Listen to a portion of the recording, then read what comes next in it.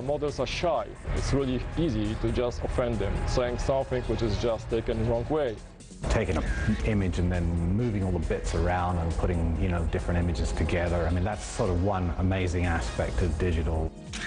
I'm not convinced that realism is the only way to present the world. And my toning is done in an effort to try to portray other kinds of reality.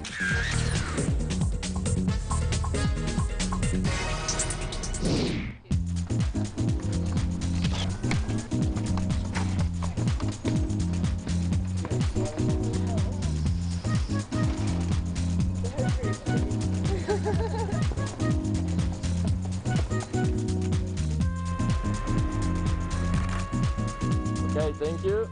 Honestly, I don't have favorite picture. I hate my pictures 5 minutes after I shoot them. Well, hate maybe it's a too strong word, but 5 minutes after I shoot them, I will do them better.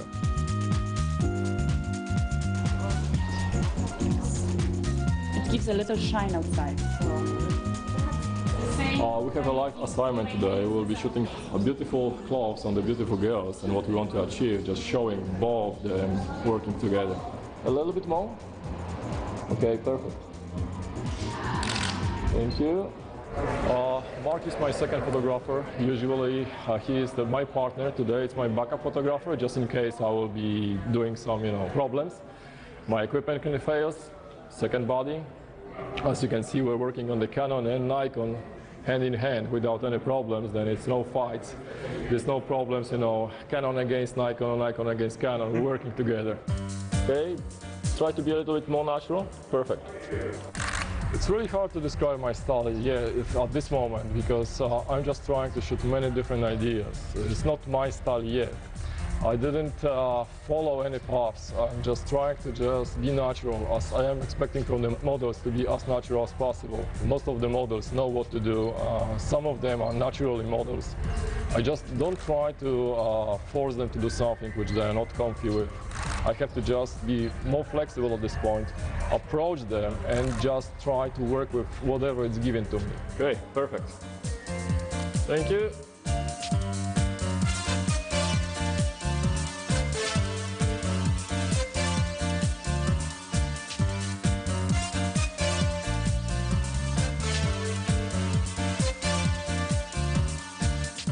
This is the most universal photographic tool ever discovered. We have to cover the shoes of the model because they are too slippery. We'll be using this tool to just save the day, save the model, and save the shoes for the owner. Right now, model is just standing at the end of our imaginary runway. Hopefully the people will go away soon and we start shooting. It looks like she's ready. And we start. Crystal?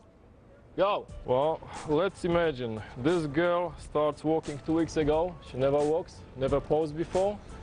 Right now she's walking like a runway model, and this is where I would like to see her very soon. It's quite amazing. She's just born to be a model. She's just natural. I think I get what I wanted. Well, he's the first photographer I ever worked with, and he always uses different approaches, so it's good working with him because you always get a variety of different pictures and different styles and everything he does. Most of the models seems to be the same, except some of them are much better than the others. It's like real life. It's a challenge. You have to approach somebody which has the personality. I never try to break the personality. I try to work with personality. Models are shy, the same animals. Animals are easily to be scared. Young models are the same. It's really easy to just offend them, saying something which is just taken the wrong way. Breaking the thing which you build up for the last 3 or 4 hours, you just lose it. Okay, and just give me that look. That's your problem. I've been modeling about 3 years this summer, and I really like working with Peter because I like how the environment is incorporated and everything, and I think that it's a really good opportunity for me. Have a look at some of the shots. Okay, they're good? Yeah, just if you can just right now turn your face a little bit to the right, Okay. a little bit higher, and just look in this direction. In this direction? In this direction, just on the beginning. Let's put this way, I'm shooting fashion practically the same way I'm shooting the wildlife. In wildlife, you cannot force animals to be different. They are as they are. That's the challenge. Sometimes it's quite dangerous challenge, but I think fashion is the same way.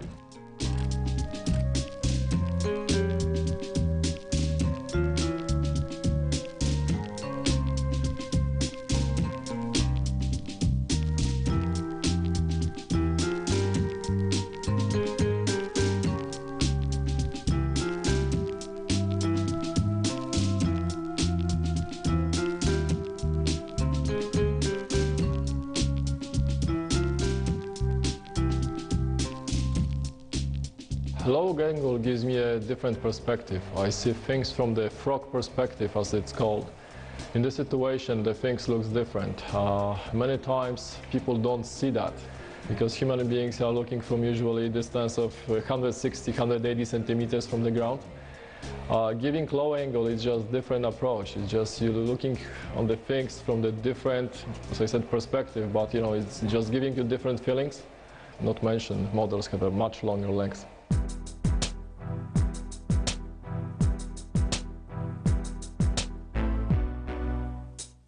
Flying iron with the speed 160 kilometers an hour around you, it's a quite challenging thing to shoot, especially survive and be alive at the end of it.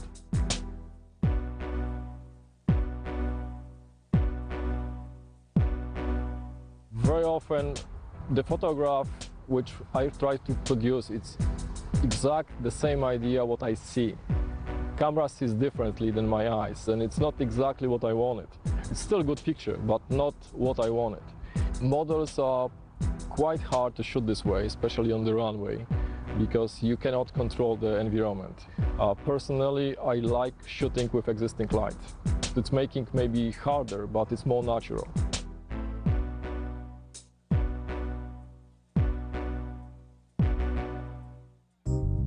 Well, if you ask my friends, I'm passionate about everything what I'm doing. Yes, photography is passion for me, and it doesn't matter which kind of the photograph. It's a wildlife, or it's a sport, or it's just fashion photography. It's a passion.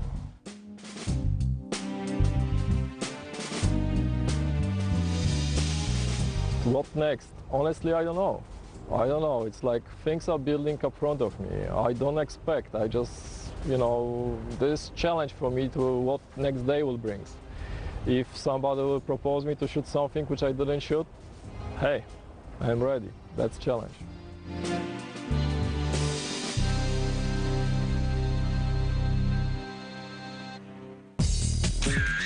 This is almost at the point now where, you know, there's nothing that can't be photographed.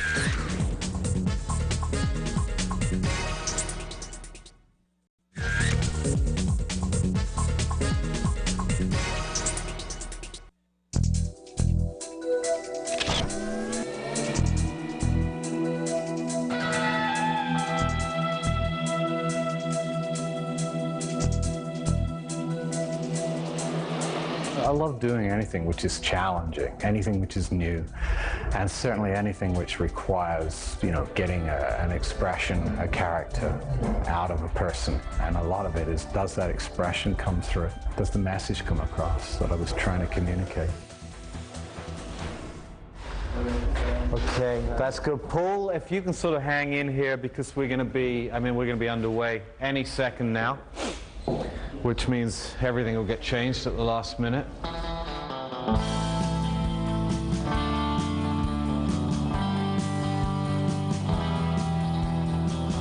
You know, the style that I'm sort of concentrating most of my efforts and energy into at the moment, the comedy, sort of happened, I guess, to some extent about the same time as I started getting into sort of the computer and, you know, manipulating digitally, and I loved this, you know. I mean, it's like taking a photograph and then sort of like, you know, pulling the shoulders out, you know, squaring off the jaw, and, you know, bringing the ears out or ears in, or, you know, an eye up, an eye down, you know, whatever worked for that shot.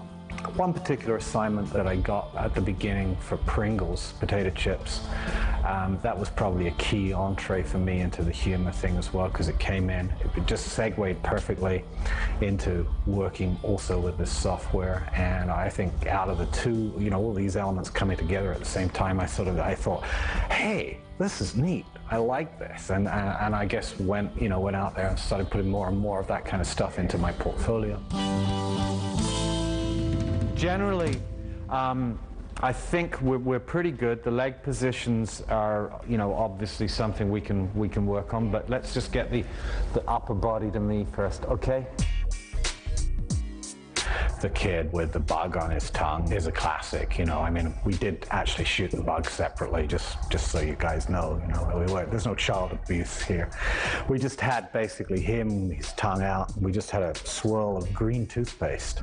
And then we came in later and we, you know, photographed a bug, which was dead, placed it in green goop, lit it to sort of match, and put the two together in post. And the other shot, the great one with the guy picking his nose, was just wonderful. And it was one of the most hilarious parts of that was actually the casting session, you know, where we had maybe, you know, 30 or 40 kids through here. And I mean, you know, they'd go back out of the studio and you'd hear them talking to the mothers outside. And they're like, he asked you to do what?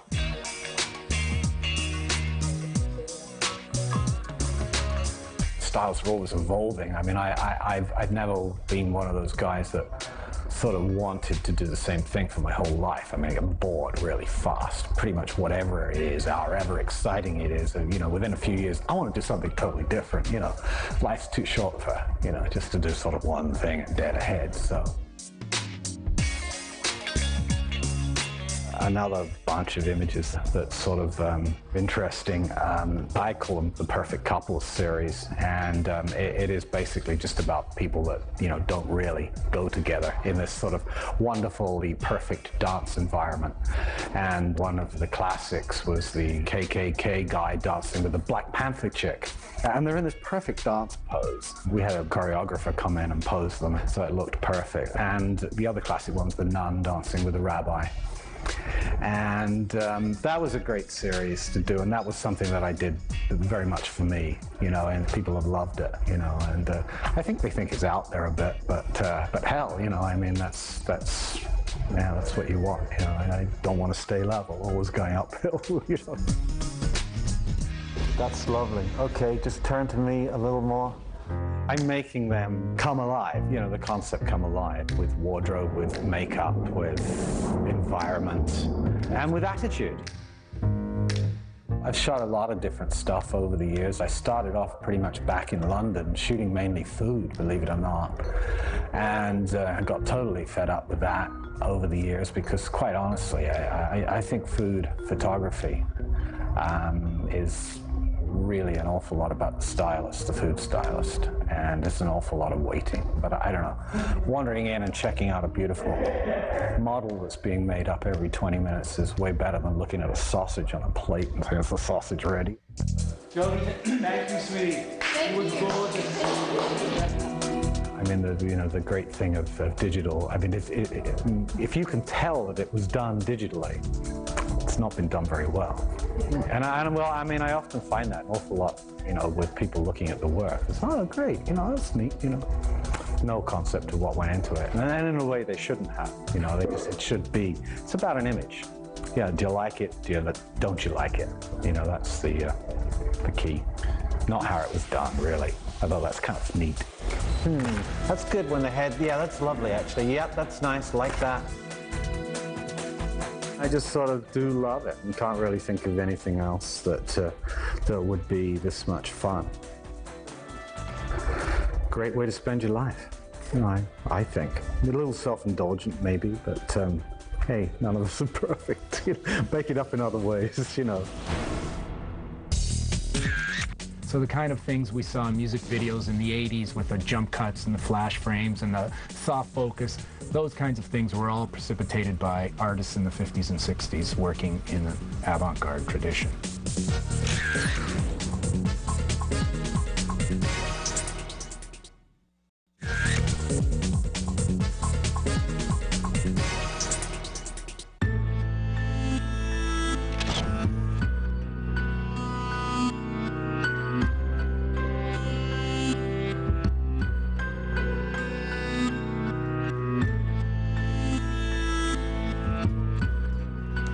here is a sequence from Dead Time, my last film, which started out in 16 and ended up as a 35mm blow-up.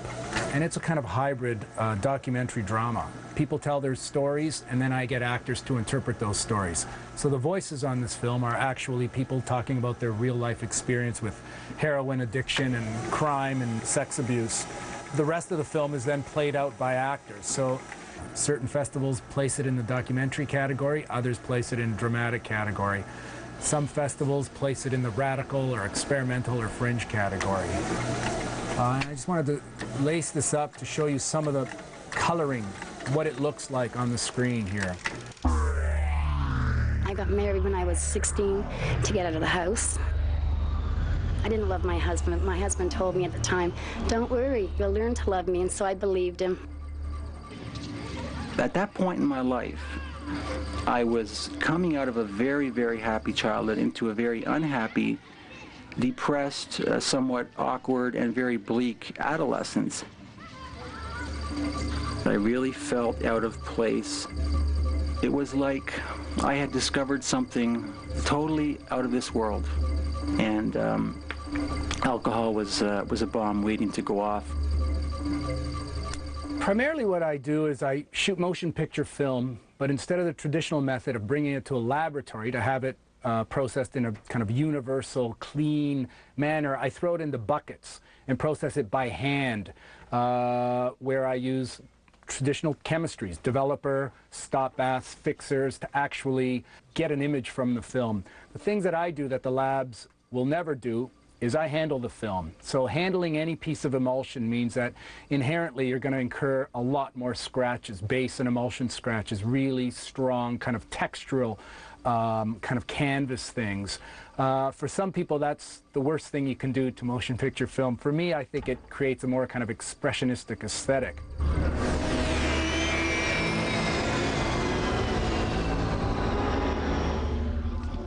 Life all of a sudden wasn't the playground that it had been. It had become a frightening place. The world became an unloving place and a lonely place. And I think this all laid the groundwork for what would later become a nightmare of addiction. There's something else I do that the labs would probably roll over if they heard. I turn the lights on during processing. But by turning the lights on briefly, simply like on off, like a quick second here or there, you could start to get what's called sabatier, or solarization, where the image actually inverts itself. The negative becomes reversal, and the reversal becomes neg. You risk losing everything, but if you've done it enough, you can do it in a more kind of controlled manner. I got a job at a florist. I would go to this job and proceed to drink with this 60-year-old man at the age of 15. The whole relationship was very, very much affected by his grandfatherly-like way. He very soon had my complete trust, and he started behaving in ways that I knew instinctively were not right. Some of the chemicals are simple color dyes, like this is a golden yellow, which when toned will turn the film into a yellow color. This one we've got a brilliant blue, and the brilliant blue, once again, when toned, will take the dark emulsion or the emulsion elements within the neg and turn it into a blue. There's not a lot of colors, and it's very easy to get one color. You put a piece of film in the red wine, it's going to go red. But the trick is trying to get two colors. So then there's two other processes involved. There's something called a toning bleach, which is this kind of Kool-Aid looking liquid that allows you to take your film, and now it's almost like a batik process. It protects and preserves some of the film from getting any image or color, and then you can apply a second color. And once this negative is actually treated, washed, and then I literally dry it in my dryer, my clothes dryer. I kind of discovered that. You have to do it on delicate cycle because it is a plastic piece of film. If you do it on full cycle, it will melt and shrink. So you do it on delicate, spool it up. Now the film is toned. It's got other color on the emulsion. When I go back to the lab to get a print from that, this image will now come out in a more kind of saturated, psychedelic, and most of the time there's something usable, and 2/3 of what I do is the results turn out to be fantastic. But because it's not a hard science, some of what I do doesn't work out that well. So I can take that color negative, put it back into a developer, and it will revert back to a black and white neg as though I've never touched it. All I've lost is a little bit of time and a little bit of money on the chemistry. I like the idea of being able to touch the material. Not only the fact that I've worked with film for 25 or so years, it's like I have a tactile relationship with it. I like to look at it, I like to touch it, I like to manipulate it with chemistry. One day I called my dad, things got so bad. I'd never asked my father for advice in my life. When I work with the colors, what I try to consider is what this color might represent in terms of this person, in terms of the actor. So for instance, with Dead Time, all the actors, all the dramatic scenes are sepia tone. They're just the brown and the white. But then when we start talking and moving into more kind of drug-induced or scenes of sexuality, I will start to bring back certain colors. And certain characters will represent certain color themes. The scratches, you know, I think whenever I incorporate the scratches, I know I'm going to get a really gritty look. I have to be careful when I go in and out of the scratches. A lot of times I won't use the footage because it's too scratched. I don't want the scratches to be there. So scratches I try to consider as perhaps being a kind of filter, a way in which they might interpret. So it becomes this reflection of memory. I always liken myself to an artist more like a poet or a painter than somebody who works in a film business or film industry. I make my own personal pieces that I distribute around the world. A long time ago, it was all the guys from the Junction, they all worked there, right? But I worked there with Zed. We would go there every night, me and Zed together. We'd drive to work. It was funny. We used to party, smoke, whatever. We'd be going crazy, right? I typically tend to shoot more metaphoric style imagery, image that is a little looser. I'm not interested so much in a kind of literal documentary world. I'm interested in more kind of internal or psychological world. So it becomes more of a kind of internal landscape. So this kind of imagery is perfect for that. My daughter is a very strong, strong girl. At my mother's funeral, Amy said a eulogy, and she said, "I promised my grandmother that I would break this cycle." I treat the film with toners and the development because I think there's different worlds of expression. When I look at my kids' books, the illustrations, I look at other art forms, there's a multitude of ideas and visual interpretations of the world. And for me, I think it's important to try to find ways in which I can make stories that are unique to my own experience. I think Henry Ibsen said, "We don't stop playing because we get old because we stop playing." And I always like that. I always like that I could spend the rest of my life finding ways of telling stories.